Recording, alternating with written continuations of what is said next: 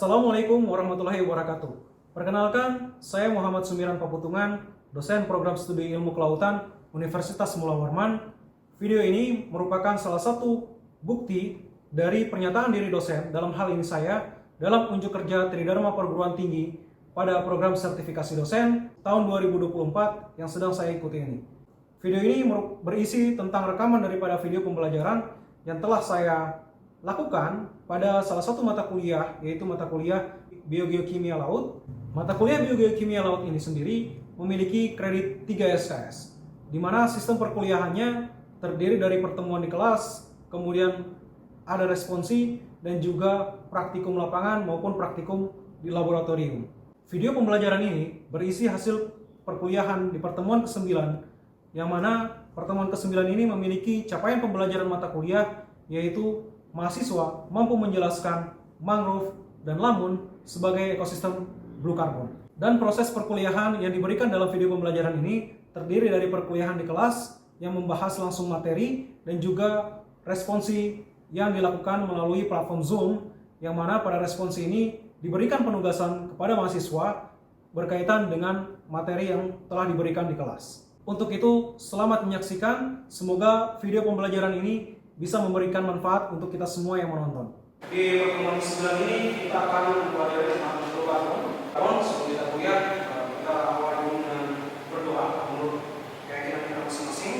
Semoga apa yang kita pelajari pada hari ini mendapatkan berkah dari Tuhan. Doa. Baik, jadi di pertemuan ke-9 ini kita bahas tentang blue carbon. Seperti biasanya, saya ingatkan dulu bahwasanya penilaian untuk mata kuliah Biogeokimia Laut itu ada beberapa hal yang perlu kalian perhatikan di sini. Ini ada poin-poin penilaiannya, ada ujian tengah semester, ujian akhir semester, studi kasus dan tugas praktikum, dan juga nilai aktifan dan UAS. Jadi silakan kalian perhatikan di mana poin terbesar ada di praktikum, UTS, dan juga UAS. Pada hari ini, ya, pertemuan ke-9 ini kita akan membahas tentang blue carbon, di mana berdasarkan perencanaan pembelajaran semester yang sudah pernah kami kasih kepada kalian dan diberikan kepada kalian di pertemuan awal, tujuan perkuliahan di pertemuan ke-9 itu adalah mahasiswa mampu menjelaskan peran mangrove dan lamun sebagai ekosistem blue carbon. Oleh karena itu, isi materi dari pembelajaran perkuliahan hari ini yaitu terkait dengan definisi blue carbon, ya, stok karbon di ekosistem mangrove dan lamun, kemudian bagaimana proses aliran karbonnya di dua ekosistem tersebut, dan juga terkait dengan peran mangrove dan lamun di dalam mitigasi perubahan iklim dan mengapa kita perlu mengkaji ataupun melakukan riset blue carbon itu sendiri. Kita mulai dari definisinya dulu. Jadi blue carbon itu merupakan istilah yang digunakan untuk menjelaskan atau mendeskripsikan karbon yang tersimpan di ekosistem pesisir dan laut, yang mana ada 3 ekosistem pesisir dan laut, yaitu mangrove, lamun, dan rawa asin. Nah, karbon yang diserap dan disimpan itu kemudian tersimpan di dalam 3 komponen utama, ya, daripada 3 ekosistem ini. 3 komponen penyimpanan karbon itu adalah biomasa atas yang terdiri dari 3 karbon pohon, ya, kemudian ranting, daun pada mangrove ataupun sistem gabungan ini pada rawa asin dan juga pada lamun. Kemudian ada pada bagian biomasa bawah, ya, jadi pada biomasa bawah itu artinya berada di bawah permukaan sedimen atau di bawah permukaan tanah, tetapi dia masih biomasa, ya. Itu adalah sistem perakaran, ya, di mana mangrove punya akar, kemudian lamun itu punya akar dan juga punya rizoma, ya, kalau di bawah permukaan sedimen. Komponen penyimpanan karbon yang terakhir selain kedua komponen tersebut adalah tanah, ya, atau bagian sedimen ini. Sebelum beranjak ke aliran karbon ekosistem mangrove, kita kenali dulu, ya, beberapa istilah yang biasanya digunakan di dalam mempelajari blue carbon itu sendiri. Yang pertama adalah stok karbon. Stok karbon itu didefinisikan sebagai berapa jumlah karbon yang tersimpan di bagian komponen-komponen penyimpanan karbon, ya. Tadi ada biomasa atas, kemudian biomasa bawah, dan juga tanah. Nah, satuan yang biasanya digunakan di dalam menilai karbon yang tersimpan di 3 komponen penyimpanan karbon tersebut itu dalam bentuk ton karbon per hektar atau megagram karbon per hektar. Jadi 1 ton itu equal atau sama dengan 1 megagram, atau sama dengan 1000 kilogram. Ada juga istilah-istilah lain yang sering digunakan di dalam mendeskripsikan karbon yang tersimpan, ya, di ekosistem mangrove dan ekosistem lamun, ya, selain stok karbon. Jadi ada istilah-istilah asing seperti carbon stock, carbon storage. Ini istilahnya definisinya sama dengan stok karbon. Kemudian ada carbon sequestration rate ya, dan juga carbon accumulation rate. Misalnya kalau di mangrove, laju penyimpanan karbon di bagian pohon mangrove atau di bagian biomasa mangrove. Kemudian laju penyimpanan karbon di bagian tanah. Karena di situ ada laju, maka satuan yang digunakan juga harus ada waktu. Jadi kalau misalnya stok karbon itu hanya satuan berat perluasan area, sementara kalau untuk carbon sequestration rate dan carbon accumulation rate itu satuannya beda karbon per hektar per tahun. Jadi misalnya dalam 1 tahun itu berapa jumlah karbon yang bisa diserap, kemudian yang terakumulasi di bagian sedimen ataupun yang terserap di bagian dan tersimpan di bagian biomasa pohon. Ini adalah stok karbon di ekosistem blue carbon. Ya, jadi ada mangrove, ada rawa asin atau satmas, dan ada padang lamun ya, segelas. Kemudian ini adalah salah satu jenis padang lamun. Kalau kalian lihat di sini, ini kita memiliki ekosistem pesisir dan laut kita memiliki simpanan karbon yang sangat besar dibandingkan dengan ini adalah hutan daratan, baik itu di wilayah subtropis maupun di wilayah tropis. Kita bisa lihat simpanan karbon yang terbesar itu berada di bagian tanah, ya, yang warna biru ini berada di bagian tanah. Kenapa bisa di bagian tanah itu memiliki simpanan karbon yang terbesar? Karena sifat antoksiknya. Jadi kalau di bagian tanah, mangrove maupun lamun itu terendam oleh air laut ketika pasang. Ya. Jadi kalau misalnya ketika pasang, maka tanah itu tidak akan terekspos oleh oksigen. Ketika oksigennya rendah, maka menyebabkan proses dekomposisi bahan organik, ya, ataupun bahan organik yang mengandung karbon itu bisa menjadi sangat lambat dekomposisinya. Dekomposisi itu perombakan bahan organik menjadi bahan organik. Jadi kalau misalnya tadi bentuknya masih karbon organik, maka kemudian dengan dekomposisi itu dirubah menjadi karbon anorganik dalam bentuk CO2 kembali, emisi CO2. Nah, sehingga dengan adanya kondisi anoksik, ya, oksigen rendah itu menyebabkan karbon tetap tersimpan dalam waktu yang lama dan terus-menerus terakumulasi menyebabkan karbon yang tersimpan di sedimen mangrove, lamun dan juga rawa asin itu menjadi besar. Kalau kalian lihat di sini, mangrove dan lamun itu hanya terkonsentrasi di bagian pesisir saja. Sementara hutan itu dia berada di wilayah daratan, jadi lebih luas hutan. Jadi kalau misalnya kita total ya, memang lebih tinggi stok karbon di hutan dibandingkan dengan mangrove. Tapi perluasan area per hektar itu lebih tinggi ekosistem blue carbon. Jadi mangrove dan lamun itu bisa disebut sebagai ekosistem blue carbon. Bagaimana bentuk aliran daripada karbon di ekosistem mangrove maupun ekosistem lamun? Kalian coba perhatikan gambar di sini. Ya, di sini ada aliran karbon, ya, baik itu ke bawah maupun ke atas. Jadi kalau kalian perhatikan di sini, ini di bagian mangrove, ya, coba kita fokus di bagian mangrove maupun lamun di sini. Ini ada karbon ke bawah yang menunjukkan penyerapan karbon oleh ekosistem mangrove maupun ekosistem lamun. Kemudian di sini ada aliran balik ke atmosfer, yang mana itu disebabkan oleh proses respirasi. Ini adalah proses alami, ya, proses respirasi dan juga proses dekomposisi yang tadi saya jelaskan, perombakan kembali bahan organik menjadi bahan anorganik. Jadi kalau misalnya saya tuliskan di sini, hasilnya adalah bahan organik, ya, atau karbohidrat, ya, atau biasanya kita kenal di dalam reaksi fotosintesis, kemudian juga menghasilkan oksigen. Dalam proses dekomposisi, ketika ada oksigen, maka yang terjadi adalah bahan organik, ya, bisa dirombak, ya, oleh mikroorganisme, kemudian menghasilkan karbon dioksida, menghasilkan emisi ke atmosfer ataupun ke kolom air. Jadi kalau misalnya ke kolom air, berarti dia dalam bentuk larut. Artinya CO2 kalau misalnya dalam fase larut, nanti dia akan bisa berubah yang menjadi beberapa karbon anorganik larut, ya, atau dissolved inorganic karbon. Jadi kalau misalnya oksigennya terlalu besar kandungannya di sedimen, maka laju dekomposisi bahan organik ini bisa semakin cepat, artinya semakin besar karbon yang kemudian diemisikan kembali, ya, ke atmosfer maupun ke kolom air dalam bentuk PIC.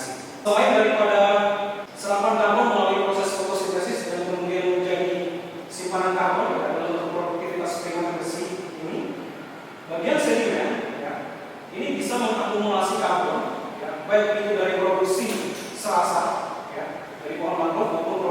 akar.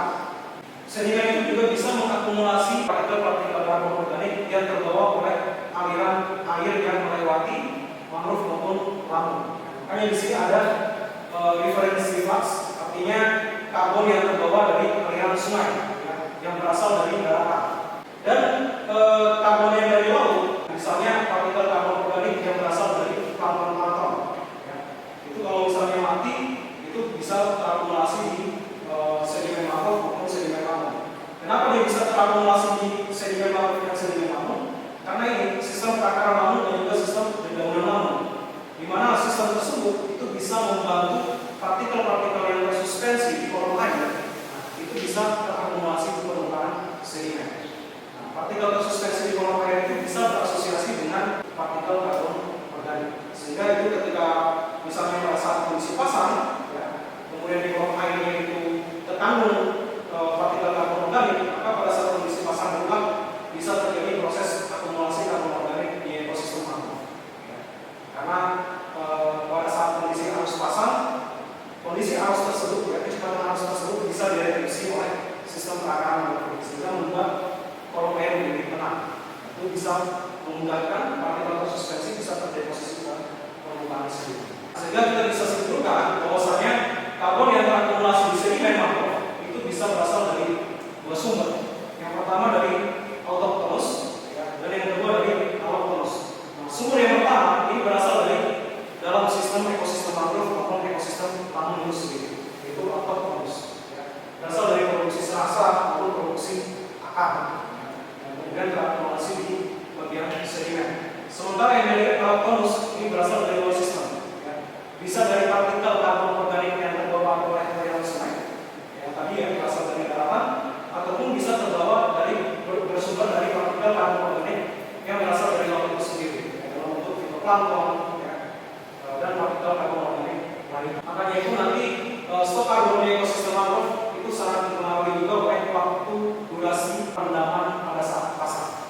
Itu berapa lama itu juga bisa berpengaruh terhadap proses akumulasi karbon organik di sedimen mangrove. Faktor-faktor yang mempengaruhi simpanan karbon itu sendiri, yang pertama adalah kondisi hidrogeomorfologi.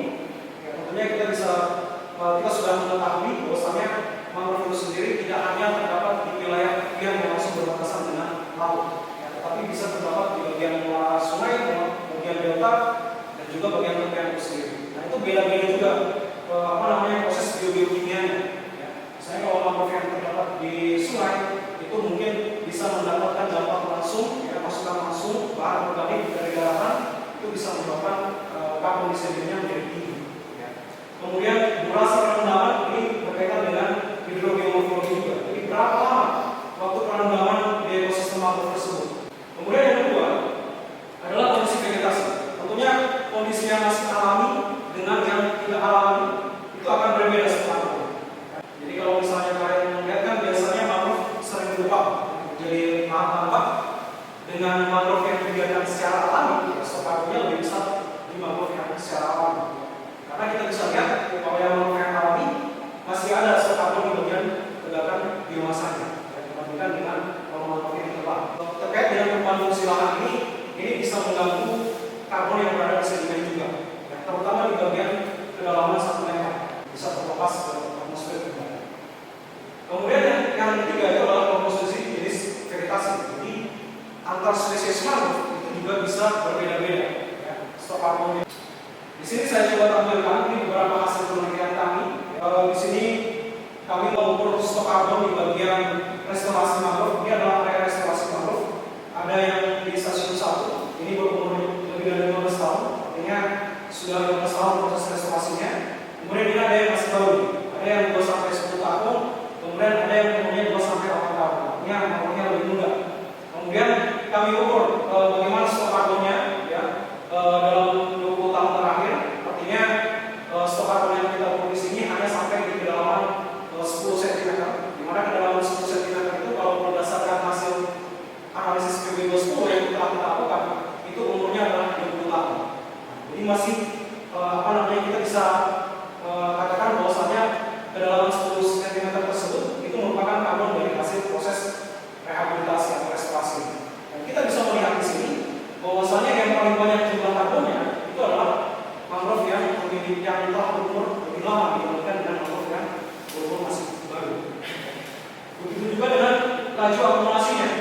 Laju akumulasi karbonnya juga sama.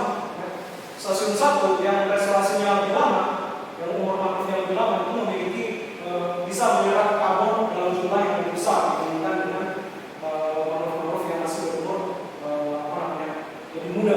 Ya. Oke, kemudian ini adalah kita membandingkan stok karbon berdasarkan kondisi kesehatan mangrove. Dan kita bisa lihat di sini yang warna merah. Ya. Yang warna merah itu adalah yang bagian mangrove-nya yang rusak atau bagian core di sini. Ya. Sementara yang warna hijau itu adalah yang bagian bagus atau excellent, dan yang warna kuning itu adalah bagian yang moderate.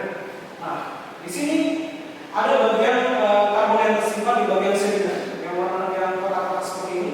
Kemudian yang warna yang lain, yang pattern yang lain itu adalah karbon yang tersimpan di bagian biomasa. Nah, coba kalau kalian perhatikan di bagian biomasa, tentunya untuk ekosistem mangrove yang rusak, ini tidak memiliki karbon yang tersimpan di bagian biomasa, itu sangat sedikit dibandingkan dengan karbon yang tersimpan di wilayah mangrove yang masih bagus ataupun mangrove yang sedang ya, kondisinya. Akan tetapi di bagian sedimen itu ternyata tidak dipengaruhi oleh kondisi kesehatan mangrove. Artinya apa? Karbon yang disediakan di dalam sedimen itu masih bisa bertahan lebih lama, ya, lebih lama meskipun sudah ada aktivitas daripada misalnya yang kita menggunakan di bagian area kesehatan yang rendah ini adalah bekas tambang. Jadi biomasanya ditebang, ya. Tapi di bagian sedimen itu ternyata masih menyimpan karbon dalam jumlah besar.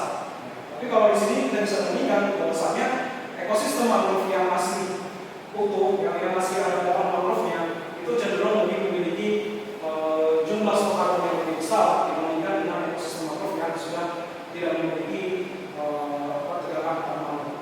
Jadi kemampuan mangrove dan mangrove di dalam menyerap karbon itu sangat penting di dalam mitigasi perubahan iklim. Saat ini kita bisa merasakan adanya pemanasan global, artinya iklim berubah. Semakin banyak karbon dioksida yang teremisikan di atmosfer akibat proses penggunaan bahan bakar fosil, pemanfaatan bahan bakar fosil. Nah, itu yang harus kita kurangi. Kalau kita tidak kurangi, ya suhu di permukaan bumi akan terus meningkat. Maka mangrove dan mangrove ini bisa kita masukkan ke dalam kebijakan nasional untuk mitigasi perubahan iklim. Ya, karena kenapa? Karena mangrove dan mangrove memiliki kemampuan menyerap dan juga menyimpan karbon dalam jumlah yang tinggi. Jadi kalau misalnya ini kita tidak kelola dengan baik, nantinya karbon yang tersimpan di pohon mangrove, ya, biomasa lamun, kemudian tersimpan di bagian tanah, ya, ataupun sedimen, itu nanti akan teremisi kembali ke atmosfer. Sehingga yang tadinya mangrove dan mangrove itu berperan sebagai penyerap dan penyimpan karbon, ya, malah berperan menjadi pelepas karbon atau sumber emisi karbon terbaru. Mangrove dan mangrove ke dalam kebijakan mitigasi perubahan iklim tentunya diperlukan beberapa data. Stok karbon itu merupakan salah satu data yang diperlukan untuk menghitung berapa baseline daripada serapan, potensi serapan dan juga potensi emisi karbon jika terjadi aktivitas misalnya aktivitas merusak ataupun jika kita konservasi, kita biarkan biar tetap terjaga. Namun untuk kondisi terkini, kalau kalian lihat, ya, ini status terkini riset blue carbon di Indonesia. Riset di ekosistem mangrove sudah sangat banyak, tapi yang di ekosistem mangrove ini masih rendah, masih sedikit. Nah, sehingga ini potensi besar untuk melakukan riset stok karbon di ekosistem mangrove, sehingga nantinya hasil riset itu bisa bermanfaat untuk pemerintah di dalam mengimplementasikan ekosistem blue carbon ini di dalam kebijakan mitigasi perubahan iklim nasional. Kalian bisa lihat tadi, ini sebarang lokasi-lokasi di Indonesia, ya, di Asia Tenggara secara umum, yang mana sudah dilakukan riset blue carbon. Dan kalau kita fokus ke Kalimantan Timur, di wilayah sini, ya, kita bisa melihat, ya, ini mangrove-nya masih sedikit risetnya, jadi masih rendah. Begitu juga dengan yang di Lampung. Lampung sangat sedikit sekali riset karbon di Lampung.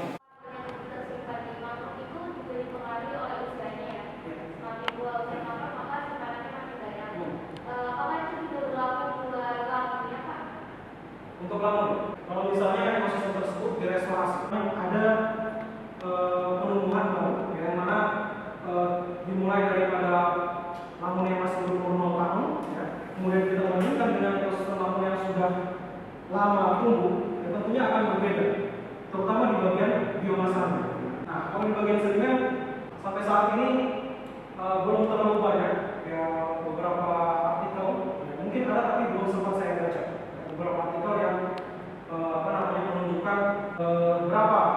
merupakan stok karbon di ekosistem lamun berdasarkan umur. Karena rehabilitasi lamun yang dilakukan di saat ini itu juga masih kurang, relatif kurang dibandingkan dengan rehabilitasi lamun. Itu mungkin dari saya ya perkuliahan hari ini. Terima kasih banyak sudah hadir di dalam perkuliahan hari ini. Semoga ilmu yang kita pelajari bersama-sama bisa bermanfaat. Assalamualaikum warahmatullahi wabarakatuh. Assalamualaikum warahmatullahi wabarakatuh dan selamat sore. Kemarin kita sudah melakukan perkuliahan di kelas terkait dengan mata kuliah Biogeokimia Laut dengan materi Blue Carbon, dan pada hari ini kita akan melakukan responsi dari materi tersebut ya, yang mana saya akan memberikan penugasan yang perlu kalian kerjakan gitu. Tapi sebelum saya lanjut ya, mungkin dari perkuliahan kemarin ada yang perlu ditanyakan terlebih dahulu, atau misalnya ada yang mungkin belum dipahami dari materi yang saya berikan, silakan saja kalau misalnya ada yang ingin bertanya. Kemarin hanya satu orang saja yang bertanya ya, Rahma ya, yang kemarin bertanya, dan itu saya nggak tahu apakah terjawab nggak pertanyaannya Rahma kemarin. Terjawab sih Pak, cuma kan emang dari penjelasan Bapak kalau data terkait lamun itu masih kurang, jadi kurang memuaskan gitu jawabannya Pak. Terkait dengan riset perbandingan stok karbon terhadap umur lamun yang direstorasi atau direhabilitasi gitu, memang kalau saya pribadi saya belum menemukan banyak literatur terkait dengan itu ya. Ini sebagai tambahan saja ya. Jadi untuk lamun yang baru ditanam, kalau dari biomasanya memang seperti yang saya sampaikan ya, itu pasti akan berbeda ya. Jadi semakin bertambah umur, lamun akan semakin bertambah biomasanya, otomatis karbon yang sudah diserap dan disimpan juga semakin bertambah banyak. Cuman yang di sedimen itu yang perlu kajian sebenarnya ya, kajian lebih lanjut. Tapi bisa kita duga sebenarnya mungkin dari materi terkait dengan mata kuliah rehabilitasi yang pernah kalian ambil di semester kemarin, ada materi tentang restorasi lamun yang pernah saya berikan. Nih, jadi kan metode restorasi lamun itu kan ada beberapa tipe ya. Ada yang seperti ini pemindahan lamun dari satu tempat ke tempat yang baru, ataupun yang lamun yang rusak gitu. Tapi ada juga yang melalui pembenihan seperti ini ya, melalui bibit lamun kemudian ditanam gitu di area yang baru. Nah, kalau misalnya seperti ini masih dugaan saya. Jadi kalau misalnya seperti ini kan tentunya penanaman bibit yang baru itu dilakukan di sedimen yang baru ya.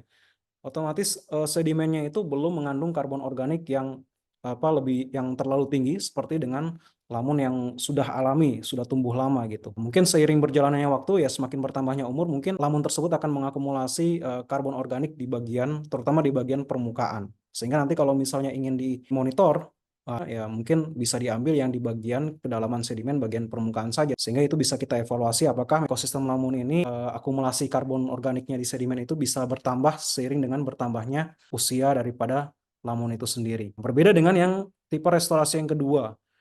Ini kan pemindahan ya, contohnya di gambar A ini ada pemindahan lamun bersama dengan substratnya gitu, dengan sedimennya.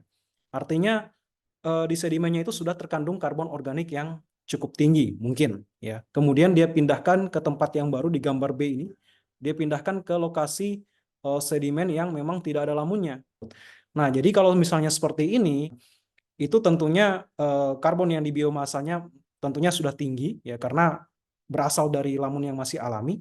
Kemudian di bagian sedimennya itu diduga stok karbonnya juga masih tinggi ya, karena sedimennya berasal dari sedimen ekosistem lamun yang masih alami.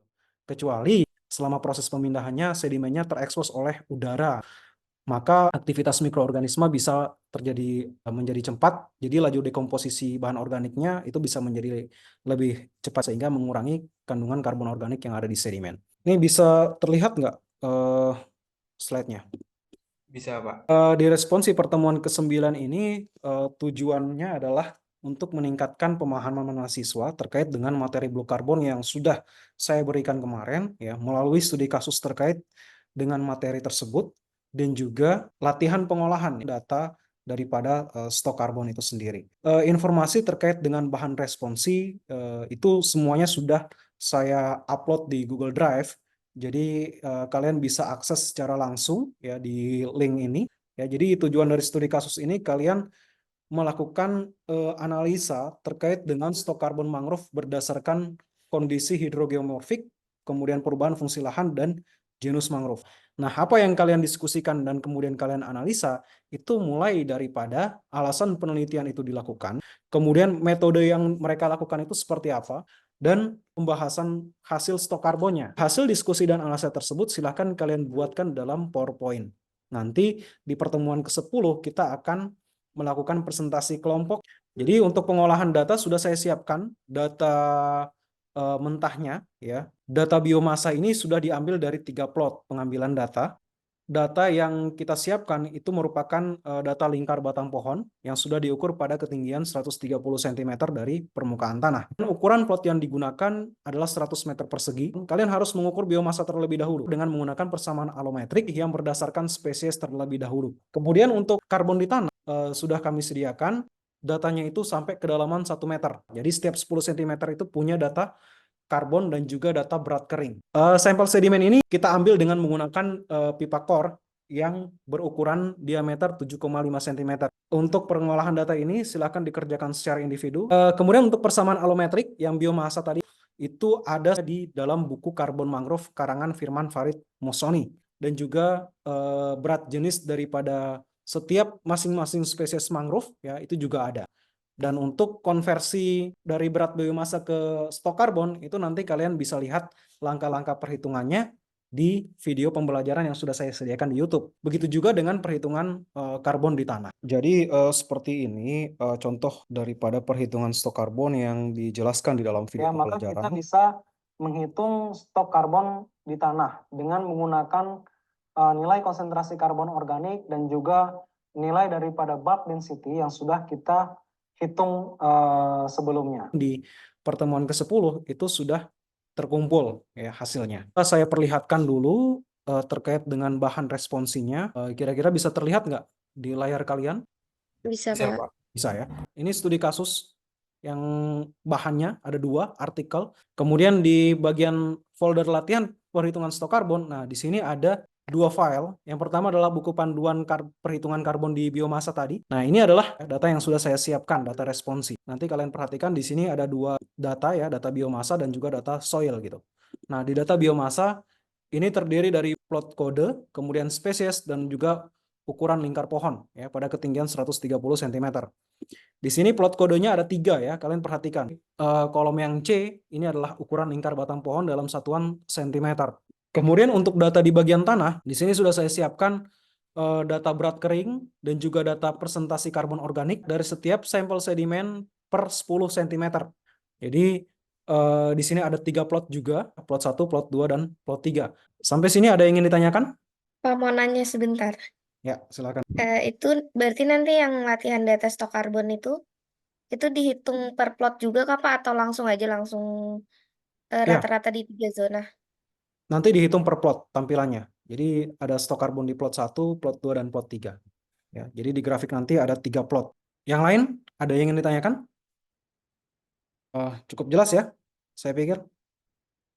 Baik, kalau misalnya sudah jelas, saya pikir itu saja mungkin yang bisa saya sampaikan di responsi kali ini karena sudah ada video pembelajarannya juga. Jadi saya cukupkan di sini untuk responsi kita kali ini.